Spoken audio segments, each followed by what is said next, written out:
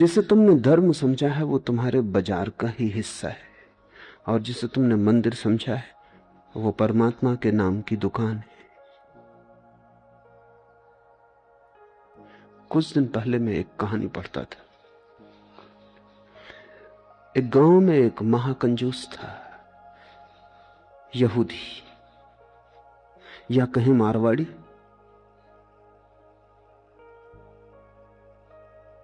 उसने कभी एक पैसा दान न दिया। गांव में भिखारी भी उसके घर की तरफ नहीं जाते थे। अगर कोई नया भिखारी उसके घर की तरफ जाता तो लोग समझ जाते कि नया भिखारी। जिसको थोड़ा भी पता है वो कभी भीख मांगने उसके द्वार पर न जाएगा। उसने कभी दिया ही नहीं। वो भिखारी से भी कुछ छीन सकता था, देना उसकी आदत न थी। लेकिन एक दिन वो गांव के धर्मगुरु के द्वार पर पहुंचा, यहूदी धर्मगुरु, और उसने कहा कि आज मेरे लिए कुछ प्रार्थना करनी होगी। धर्मगुरु ने सोचा कि अब प्रार्थना करवाने आया है तो कुछ दान करवा लेने का मौका है।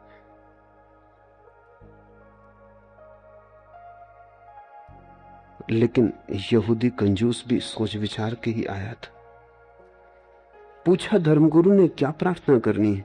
उस कंजूस ने कहा कि मेरी पत्नी बीमार पड़ी है, मर जाए, ये प्रार्थना करनी।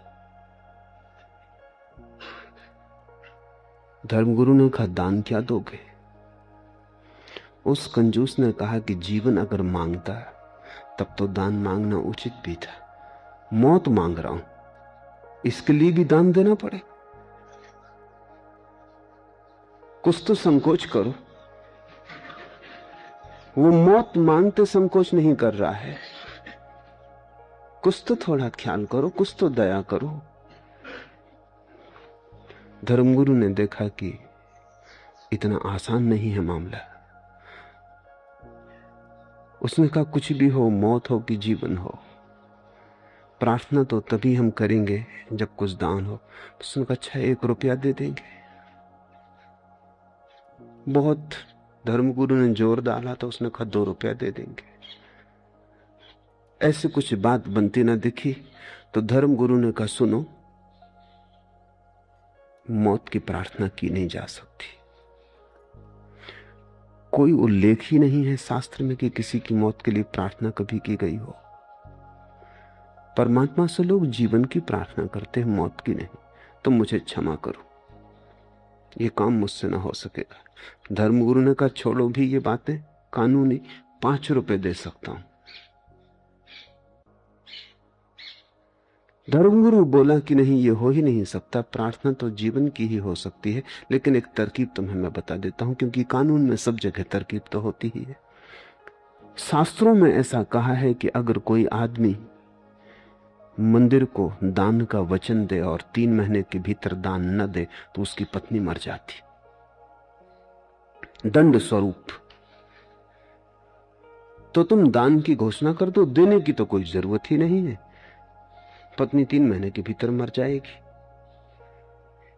तो उस महाकंजूस ने कहा जब देना ही नहीं है तो उसने कहा तब ठीक है, तब 1 लाख रुपया दान दे देंगे। जब देना ही नहीं है, धर्मगुरु ने कहा जब देना ही नहीं तो क्या लाख, क्या 10 लाख, अरे 10 लाख ही कह दो। थोड़ा सा खुशाया, क्योंकि कल्पना में भी देना कष्टकर मालूम होता है।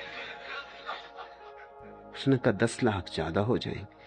पर धर्मगुरु ने कहा जब देना ही नहीं है तो जैसा 1 वैसा 10 लाख। वो बड़े बेमन से राजी हुआ, लौट गया घर। पत्नी मरी तो नहीं, बीमार थी, ठीक हो गई। वो बड़ा चकित हुआ। 3 महीने पूरे हुए, वो वापस आया। उसने कहा कि तो नियम काम नहीं किया। धर्मगुरु ने कहा कि देखो, शास्त्र कहता है दंड स्वरूप, एज ए पनिशमेंट, मगर तुम तो चाहते हो कि पत्नी मर जाए, इसलिए तुम्हें दंड तो ना होगा, ये तो पुरस्कार हो जाए। इसलिए प्रार्थना व्यर्थ गई। अगर तुम सच में ही चाहते हो पत्नी मर जाए, तो तुम अब ऐसा करो कि जाके बाजार से कुछ हीरे जवाहरात खरीदो, कुछ सुंदर साड़ियां खरीदो, पत्नी को भेंट करो। पत्नी तुम्हारे प्रति इतनी प्रेम से भर जाए और तुम भी इतने प्रेम से भर जाओ कि तुम्हारे प्राण कहने लगे कि नहीं अब मत मार, हे परमात्मा अब मत मारना। तब वो मारेगा, तभी तो दंड हो सकता, नहीं तो नियम। ये बात जची। पर उसने कहा हीरे जवाहरात मैंने कभी खरीदे नहीं। धर्मगुरु ने कहा क्या हर्ज है, पत्नी तो मर ही जाएगी, तुम बेच देना, थोड़ा लाभ ही भला हो जाए, नुकसान तो क्या होगा, चीजों के दाम तो रोज बढ़ते ही जाते। ये बात जची। वो गया, उसने हीरे जवाहरात खरीदे, साड़ियां खरीदी बहुमूल्य, कभी खरीद के घर लाया न था। पत्नी तो हैरान हो गई कि इसमें ऐसा रूपांतरण हुआ। निश्चित ही धर्मगुरु की कृपा से हुआ होगा, मंदिर गया इसीलिए हुआ होगा। उसने भी पहली दफा उसे प्रेम से देखा और पत्नी उसे इतना प्रेम करने लगी कि उस कंजूस को भी पहली दफा एहसास हुआ कि पत्नी तो बड़ी अनूठी है, मैं नाहक ही इसके मरने की प्रार्थना करता था। तो वो डरा। अब उसके मन में यह होने लगा कि कहीं मर ना जाए। और 3 महीने करीब होने के पास आ रहे थे और पत्नी बीमार पड़ गई, तो घबराया हुआ पहुंचा धर्मगुरु के पास। उसने कहा ये तो मुसीबत हो गई, नियम काम करता मालूम पड़ रहा है, पत्नी बीमार पड़ गई, अब कैसे बचाएं उसे। धर्मगुरु ने कहा कि वो जो 10 लाख दान दिया था वो दान दे दो, अब तो बचने का और कोई उपाय नहीं।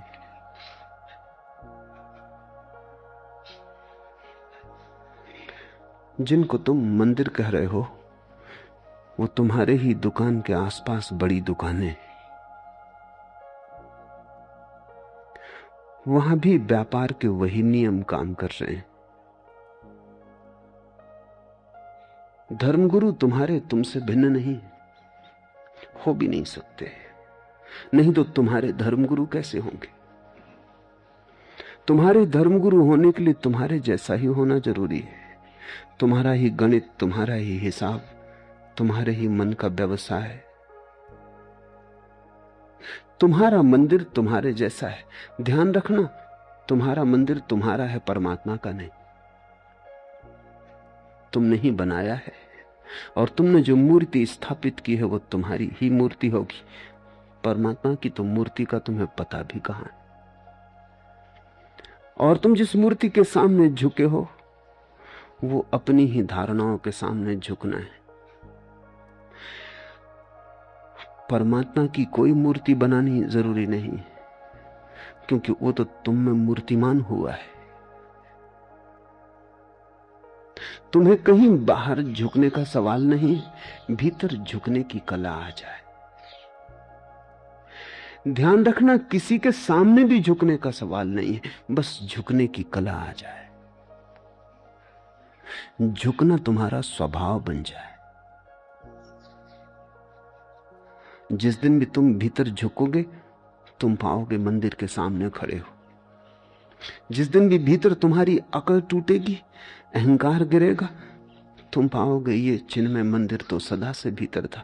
मैं मृण्मय मंदिरों में खोजता था, आदमी के बनाए घरों में पुकार रहा था, और जिसे मैं खोज रहा था वो मेरे भीतर सदा मौजूद था। ढूंढता फिरता हूं एक बाल अपने आप को, आप ही गोया मुसाफिर, आप ही मंजिल हूं मैं। तुम ही हो भगवान और तुम ही हो भक्त, तुम ही हो पूजा पुजारी पूज्य। और जब तक तुम्हें ये बात स्मरण ना आ जाए तब तक तुम भटकते ही रहोगे। इसलिए बुद्ध न तो परमात्मा की बात करते हैं न प्रार्थना की बात करते हैं, बुद्ध केवल ध्यान की बात करते हैं। अप्रमाद, प्रमाद में मत लगे रहो, काम रति का गुणगान मत करो, प्रमाद रहित व ध्यान न लगा पुरुष विपुल सुख को प्राप्त होता है। एक एक शब्द समझ लेने जैसा है। प्रमाद में मत लगे रहो।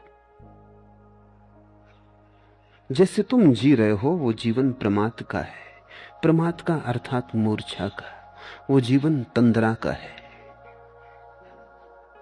कभी कभी तुम भी जागते हो तो तुम्हें भी लगता है तुम व्यर्थ ही जी रहे हो। ऐसा आदमी खोजना मुश्किल है जिसे कभी कभी झलक ना आती हो कि मैं क्या व्यर्थ जी रहा हूं। किसी दिन सुबह उठ के ऐसा लगता हो क्या सार है इसमें। रोज उठता हूं, रोज जागता हूं, दौड़ता हूं, बाजार है, दौड़ धूप है, आपाधापी है, कमाना है, सांझ फिर सो जाना है, फिर सुबह उठाना। सुबह होती, शाम होती, उम्र यूं ही तमाम होती, लेकिन किस लिए? क्या प्रयोजन है इस सब का? एक दिन ऐसे ही दौड़ते दौड़ते राह में गिर जाऊंगा, धूल धूल से मिल जाएगी। क्या परिणाम होगा इस सब यात्रा का? और तुम कोई पहले नहीं हो। तुम जिस धूल पर चल रहे हो वो न मालूम कितने लोगों को अपने में समा चुकी। तुम जिसे रास्ता कहते हो वहां कितने लोगों का मरघट नहीं बन गया है। थोड़े गौर से अपनी चारों तरफ देखो तो दिखाई पड़ेगा आग बुझी हुई इधर, टूटी हुई तनाव उधर। क्या खबर इस मुकाम से गुजरे हैं कितने कारवां। जरा गौर से देखो अपने चारों तरफ। आग बुझी हुई इधर, टूटी हुई तनाव उधर। कितने खंडहर पड़े। कहीं आग बुझी पड़ी जैसे किसी ने कभी जल्दी थोड़े ही समय पहले रोटी बनाई हो। चीजें टूटी फूटी पड़ी हैं। कोई गुजरा है। क्या खबर इस मुकाम से गुजरे हैं कितने कारवां। कितने लोग, कितने यात्री इस मुकाम से गुजर चुके और खो गए। उनका कोई चिन्ह भी खोजे नहीं मिलता। ऐसे ही तुम भी खो जाओगे। ये बोध सभी को कभी ना कभी पकड़ लेता है, लेकिन तुम इसे झुठला देते हो। तुम अपने को संभाल लेते हो। तुम्हारा संभालने का मतलब क्या है? तुम अपने को संभलने नहीं देते। जब कभी संभलने का क्षण आता है तुम फिर अपने पुराने ढांचे में लग जाते हो। दौड़ के दुकान पे पहुंच जाते हो, या रेडियो खोल लेते हो, या अखबार पढ़ने लगते हो, या किसी से बातचीत करने में लग जाते हो। घबराहट होती है कि ये क्षण खतरनाक हो सकते, क्योंकि इन्हीं क्षणों में वैराग्य जन्मता है, इन्हीं क्षणों में सन्यास का जन्म होता है। तुम यहां वहां उलझा लेते हो ताकि ये खतरनाक बातें तुम्हें दिखाई ना पड़े। तुम किसी झूठ में तल्लीन हो जाते। सत्य अगर जगाने को तुम्हारे पास भी आता है तो तुम करवट ले लेते हो, फिर नई नींद में खो जाते हो। ऐसा आदमी तो खोजना ही मुश्किल है जिसको कभी ना कभी ये दिखाई ना पड़ता हो ये सब व्यर्थ है जो मैं कर रहा हूं। लेकिन फिर भी आदमी वही किए चला जाता है जो व्यर्थ दिखाई पड़ता है। प्रकाश के किन्हीं क्षणों में, ज्योतिर्मय चैतन्य की किसी अवस्था में जब सब व्यर्थ दिखाई पड़ता है, तब फिर तुम कैसे अंधेरे में उतर आते हो बार बार। इसे बुद्ध प्रमाद कहते। प्रमाद का अर्थ है जानते हो, फिर भी जो जानते हो उसके विपरीत जीते हो। जानते हो आग में हाथ डालने से हाथ जलेगा, फिर डालते हो। पुराने घाव भी नहीं मिट पाते और फिर हाथ डाल देते हो। निश्चित ही तुम होश में नहीं हो सकते, बेहोश हो, कोई बड़ी गहरी तंद्रा में जी रहे हो। प्रमाद में मत लगे रहो। ये जो कभी कभी प्रकाश के क्षण तुम्हारे जीवन में आते हैं, इनको सहारा दो, सहयोग दो, इनको घना करो, इनको पुकारो, इनकी प्रार्थना करो, इनका स्वागत करो, इनको संभालो अपने भीतर, इनको संजो, क्योंकि इनसे बड़ी कोई संपदा नहीं। और अगर तुम इनके साथ सहयोग करो, स्वागत करो, इन्हें स्वीकार करो, अंगीकार करो, तो ये क्षण बढ़ते जाएंगे। इन क्षणों के बढ़ते जाने का नाम ही ध्यान है। ध्यान का अर्थ है जागा हुआ चित्त। प्रमाद का अर्थ है सोया हुआ चित्त। इसलिए बुद्ध और महावीर ध्यान के लिए अप्रमाद शब्द का प्रयोग करते हैं। प्रमाद में मत लगे रहो, काफी लगे रहे हो, और तुम हजार बहाने खोज लेते हो लगे रहने के। तुम कहते हो अभी अभी बच्चे बड़े हो रहे, तुम कहते हो अभी तो महत्वाकांक्षा के दिन है, थोड़ा और कमा लूं। तुम कहते हो अभी तो जवान हूं, ये धर्म और वैराग्य ये तो बुढ़ापे की बात है। एक युवक को मैंने सन्यास दिया, उसका बूढ़ा बाप आ गया। बूढ़े बाप की उम्र होगी कोई 70-75। उसने कहा आप भी क्या अन्याय कर रहे, जवान आदमी को सन्यास देते। शास्त्रों में तो कहा है कि सन्यास तो अंत में लेने की बात है। मैंने कहा छोड़ो, तुम्हारे लड़के का सन्यास वापस ले लेंगे, तुम सन्यास लेने को तैयार हो? तुम तो 75 वर्ष के हुए, कब आखिर आएगा? वो आदमी मुस्कुराने लगा। उसने कहा आपकी बात ठीक है, लेकिन अभी बहुत दूसरे काम भी हैं, अभी दूसरी उलझने भी हैं। तो मैंने कहा कि इस लड़के का मैं सन्यास वापस ले सकता हूं अगर तुम सन्यास लेने को तैयार हो। तुमने ही कहा। मगर वो आदमी सिर्फ तर्क दे रहा था लड़के को सन्यास से बचाने को, खुद सन्यास लेने के लिए वो तर्क काम का नहीं था। लोग जवान रहते हैं तब कहते हैं अभी तो जवान है, और जब बूढ़े हो जाते हैं तब वो कहते हैं अब तो बूढ़े हो गए।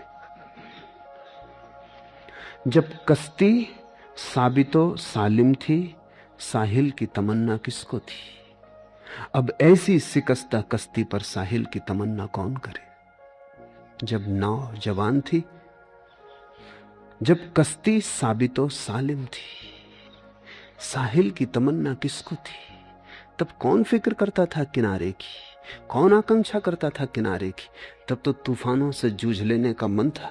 जब कश्ती साबितो सालिम थी, साहिल की तमन्ना किसको थी? अब ऐसी शिकस्ता कश्ती पर अब बुढ़ापा आ गया, अब नाव जरा जीर्ण हो गई।